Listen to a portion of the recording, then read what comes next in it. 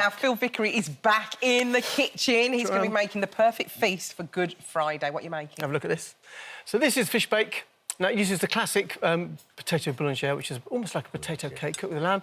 But I'm using a fish version here, and any fish will do. I'll be using hake today. Oh, but yes. fresh fish, whole fish, filleted fish, fish portions, frozen, whatever, will all... It just depends on how big they are and how long you cook them. But white fish mainly, would you use? Or? Anything. Salmon works well with salmon. Oh, does it? Yep. Whole mackerel works really well. I've done it before. Oh, yeah, I love it. But it just depends on the cooking time. So let's talk about the potato cake first. Now, in this tray here, I have a mixture of peppers. Now, you can use fresh peppers, you can use jarred peppers, you can use frozen peppers. I think you get a frozen bag of peppers, that's a kilo, for about £1, £1.50. Yeah, so you can use those. But bear in mind, they do tend to not reconstitute, obviously, because they're frozen. However, you know, I've got potatoes. Here's a mixture of large potatoes. These are bacon potatoes, which I've washed well but left the skin on. As you can see up there. I don't like to see the point in taking the skin off sometimes. Red onions here, a bit of parsley and peppers. So what you need to do is open up your pepper, like that, and just press it flat onto the board, like I've done here. That's so easy. Yeah.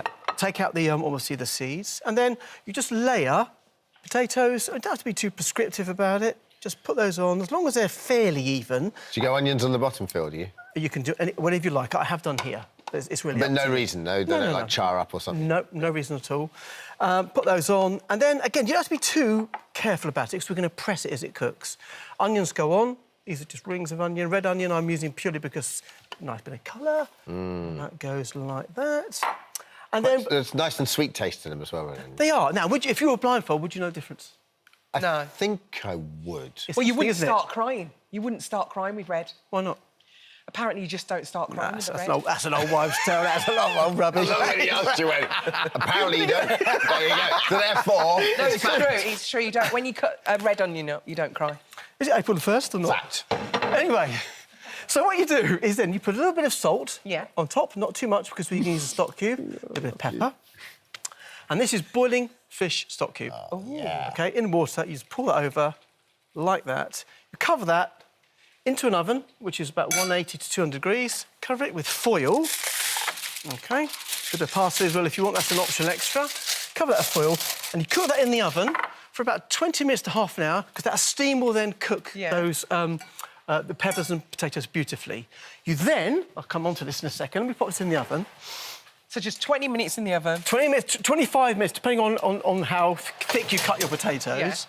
And then what you do is you take off the foil, as I've done here, and if you put that back in the oven and just cook it for about... OK? Cook it for around about... another 20 minutes on a slightly higher temperature. So what you're doing is reducing that liquor. So all the stock and all the liquor that comes out of the peppers and the onions will reduce down. Now, that's where you get your flavour from. Right. So as you reduce that down, you then press it just with a potato press. Look at this, potato masher, and just keep cooking that down until it pretty much evaporates by half. Wow. Now, if you can leave it at that point, it sort of soaks up again, and you get a lovely, not a semi-solid potato cake, but packed full of flavour. Wow. Now, a very good friend of mine called Kathy French, she said to me, Phil, you never have enough ginger in your life. So a little bit of ginger in here, fresh ginger, would be absolutely perfect as well, just to take that edge off the richness of the whole thing. Yeah. OK, so then, any fish you've got, this is hake fillet here. I cut this is fresh hake. You can buy frozen fish, frozen hake, tuna steaks, salmon steaks. Fresh salmon, 500 grams supermarket is quite a good value for the money. And this is raw fish, OK? So what you do is you put the raw fish on top of the potatoes, like so. I love hakes. I think hake's probably my favourite fish. Oh, I think it's one of my favourite, and it's very, very underused. A lot of people don't eat it, but I love it. I love it Why fried. is that? I don't know. Just the market. The Spanish love it, don't they? And the Portuguese love it. Well, a lot of the sales go over there. Hake then. So nice. Now, so this is now raw. So in here I've got some panko breadcrumbs. It's not too expensive hake either, is it? No, it's not at the moment. Not at the moment. A bit of raw garlic. This recipe goes live, and then that's it. Done. Fresh basil, OK? And like you're making pastry, just put the raw garlic and the what do they call it? Garlic through there like that, and the parsley. And then an additional sort of thing here, I'm using a bit of Dijon mustard. So just put a little dab of the Dijon mustard on top of the raw fish. Now, it's like a seasoning, OK? So you're using it like salt and pepper or chilli, just a little bit on there, just to give that little bit of kick. Now, I never usually use mustard, you know, ever. Do you not? No. No, but when you make gravlax, we used to put a little seed mustard on the gravlax on the cured salmon, and then put the dill on and everything else. It just adds another flavour to it. You like a bit of heat, though, don't you? Yeah, I do like a bit. I've just never used mustard. I don't know. Not that I don't like it. I just never Well, it's interesting. English mustard's quite strong and quite pungent. Dijon mustard tends to be a lot milder. Actually, for years ago, on This Morning, we went to Dijon mustard makers and made a film in France. And we went to this little place. It's like a bar, OK? And they had 10 or 12 little, like taps, like beers, and they put out blackcurrant mustard, tarragon mustard. Yeah, I did it This Morning. Oh, it must be 15 years ago. You? There was like a mustard smellier. Were you? No, I think you were. Love the fact Maybe neither I of them did. know they were with each other. I was with you. It's so long ago. You would not be, either of you would not be the most reliable murder witness if I ever needed you. No, it wasn't you. Literally, they just don't. You know what? It was with another chef, Jean-Christophe. It was with him in You do know Bordeaux. people are watching this on telly, don't you? So, anyway, so this is the hake, right? Don't worry about that. This is the hake, OK? Who? Sorry, Johnny's a friend of mine, don't worry.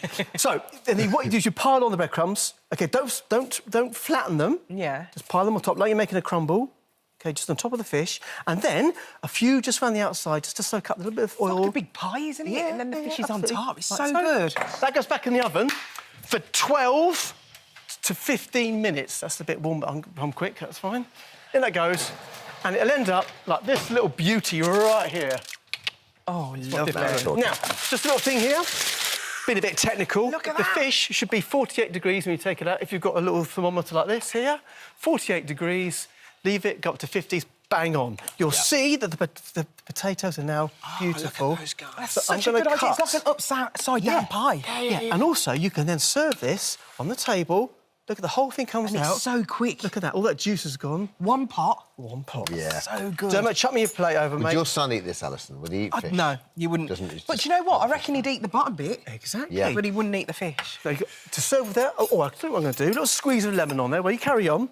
But you said that obviously we're doing this because it's Good Friday and Fish Friday, but excuse me, you said this is a classic recipe for lamb as well. It The could be lamb. The boulanger was the base of a lamb dish in France. Absolutely, to do with I'm really looking forward to this. Now, I do serve a little bit of mayonnaise just to bring the whole thing together, but it's a relatively inexpensive dish. But what you're doing is concentrating that flavour by baking the potatoes and the peppers down. That's it, really, in a nutshell. The fish is delicious. That I could is eat the base exquisite. all day. Yeah. couldn't you? Yeah, all day I'm sure long. Jean-Christophe would do a better one than that, but hey. We went to Bordeaux. No, That's no, what it was. no, it's did. I thought it was you No, for it's a minute. did. I'm sorry. No, it's did. They're both so very sorry. handsome. It's very easy to know. Oh, he's much more handsome than me. Thank you Thanks, so Phil. much, Phil. That Pleasure. was brilliant. Now, Pleasure. for Easter, it's great. details of today's recipes and more delicious ideas from our chefs, download the free This Morning app.